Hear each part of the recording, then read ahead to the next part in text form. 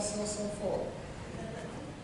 I'll be coming out, my name is Rashad Bishop. I'm going to be coming out of Acts chapter 28, verses 1 through 6. I'm going to read from the New International Version. Once safely on shore, we found that the island was called Malta. The islanders showed us unusual kindness. They built a fire and welcomed us all because it was rainy and cold. Paul gathered a pile of brushwood, and as he put it on the fire, a viper, driven out by the heat, fastened itself on his hand. And when the islanders saw the snake hanging from his hand, they said to each other, "This man must be a murderer. For though he escaped from the sea, the goddess of justice has not allowed him to live." But Paul shook the snake off into the fire, suffered no ill effects. The people expected him to swell up or fall suddenly dead, but after waiting a long time and seeing nothing unusual happen to him, they changed their minds and said he was God. What I want to talk to you about is bitter or better. Many times in life, we're going to have to deal with this. Life's experience will make you one of two ways, either bitter or better. It's our choice. The Apostle Paul was dealing with a situation where no matter how he was trying to be better, situation would try to inflict him to have bitterness. He's on the Damascus road. He has an experience. All of a sudden, he wants to be on the journey for Christ. And then a hurricane takes place. And we're familiar with that. We've had our fair share within the last several months. Not only that, he's shipwrecked. He makes it safely on shore. And while he's in the process of trying to improve his condition, something uneventful happens. Isn't it amazing how when Paul's trying to improve his condition, that's when the devil tries to attack? It's only when he's trying to improve his situation by gathering sticks to warm himself upon by a fire. And as he's gathering the sticks, the interesting thing about this is, at some point, he picked up a snake in the process. How many times have we picked up people who are really not in our best benefits for our lives? But in the process, the snake doesn't reveal itself until he gets to a point where he's getting closer to his destiny, by way of warming himself up. And that's when this viper comes out, attacks itself, and shakes itself latches on his hand. But Paul does something that the barbarians and the people who on the island of Malta did not expect. He shook it off. You know, life's experiences will make us one of two ways, either bitter or better. I had to deal with this myself, being born with one arm, because I found myself asking God the question that many people ask God every day of their life. Lord, why me? Why me? Why am I the one that has to be born with a disability? You mean to tell me that there's over 7 billion people in this world, and I'm the one that has to be born in this condition? Everywhere I go, people stare at me, they point at me, they talk about me behind my back, and they whisper. But have you ever noticed when people whisper about you, they still whisper loud enough to hear what they're saying about you? And I hated it. And it wasn't until I started school I got an opportunity to find out just how cruel kids can be, just how Paul was experiencing this with this Bible. The kids teased me at school one day and sent me home crying to my grandfather. I ran in the house that day. I grew up on a farm in Mansfield. I didn't say a word. My grandmother was sitting in the front room. She was watching Donahue. Anybody remember Donahue? She was watching Donahue. I walked in the house, didn't say a word to her. Now that's a no-no within itself, because you don't walk in the house and not speak. Ran into my room, I grabbed my backpack, I threw it against the wall, then I ran into the pasture, into the barn, and I hopped in the horse trough, and I started crying. Shortly after that, my grandfather came out, he found me. He never said a word, he hopped up in the horse trough beside me. I used to call him Pawpaw. I said, Pawpaw, please don't send me back to the school. The kids hate me. They tease me, they talk about me because I have one arm. And I cried. Probably about 5 minutes passed, he sat me up, and he looked at me and said, son, you finished? Still sniffling. I said, yes, sir. He said, well, I want you to come with me. So I sat up, I walked with him to the front of the barn, and he opened up a tool shed. And when he opened up the tool shed, he did the strangest thing. He pulled out a lawnmower. He checked the oil, he checked the gas, he cranked it up. He said, I want you to start going in that direction. Now, don't forget, I'm still broke up about the kids teasing me at school, and I'm trying to figure out what does mowing the yard have to do with the price of tea and child. But I was obedient. I started pushing the lawnmower, only went about maybe 10 feet. Then he tapped me on the shoulder. He said, cut the lawnmower off. So I pushed it, cut the lawnmower off, then he looked at me, and my nickname is Shag. He looked at me and said, Shag, is it perfect? Referring to the path that I just cut the lawnmower. I said, no, sir. I missed a few spots. He said, I want you to remember something, son. That's just like life.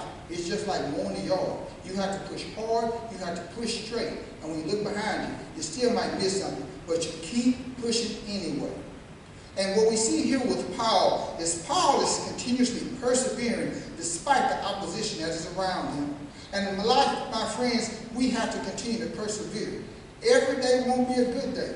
There will be many storms in life that we may find ourselves pressing up against. But in the midst of it all, we have to do our part. What is our part? Our part is continue to be better and not bitter. Because when we get on that emotional roller coaster of bitterness, look at what Paul went through. Paul had a journey where he changed, his name was changed from Saul to Paul. And just like many people, once he's had an experience with our good Lord, he is set on fire wanting to tell everybody about Jesus. But he found himself in positions where people were not receptive to what he was doing. Now here's the interesting thing, especially when he was shipwrecked on the island of Malta. Once the viper jumped on and bit his hand, isn't it interesting that nobody ran to his aid? We can't expect, just because people see us in unfortunate circumstances, people are not going to always be there to support us or run to our aid. The other thing is, it's amazing how it's not until then the people started to begin to talk about Paul. Because what did they say? He must be a murderer. He must have done something bad to be in this position. He escaped the sea. He escaped the storm, but still judgment has fallen upon him where he still finds himself victim to death. And the thing is, many people will say that same thing. I used to experience that when I was growing up and went on. And that's the funny thing about it, because you know, the automatic assumption is you must have done something to deserve the condition that you're in. But what happens is that's not the case. My mind goes back to when Jesus is with his disciples, and they see the men who were born blind, a man who was born blind from birth. And the question is asked, Master, who sinned? This man or his parents? Because again, what's the assumption? You must have done something to deserve this. But when Jesus says, blesses me, he said neither. It's that the works of God may be made manifest in his life. And my friends, I took that as a personal charge, and I encourage you to take that same personal charge. Because no matter how uneventful life may turn out for you at the current situation or what you're going through at that particular time, remain encouraged. Because Jesus is working a plan behind the scenes for you to become edified in the midst of those people who doubted he was moving on your behalf to begin with. And here we have Paul, who stands there, he shook the viper off. And here's another thought. You may not have no control over what jumps on you, but it's up to you to determine how long you let it hang on before you shake it off. That is one of the main things, because see, Paul is teaching us a lesson that your condition is not your conclusion. Only thing we have to do is continue to keep God first. Because all of a sudden, what happened? Those people on the island, they expected Paul to swell. They expected him to fall over for dead. But when it didn't happen, and when people see God moving in your life, when people see that you have Jesus' favor, when people see that the thing that should have taken you out makes you stand up and stand strong, then they know God's working in your life. And the same thing happened when I think about myself. God worked in my life where many people would have thought that a person with one arm should have been broken, should have been left behind. But God opened up doors for me to the point that I was even blessed to become recognized as the first police officer in the state of Louisiana and the first one in the country. Not because I was just that good, it's because God had a plan for my life. And the mistake that many people make, and I use myself as an example, some people are so busy trying to look here, but what we need to do is shift the attention to the heart. Shift it 6 inches to the left.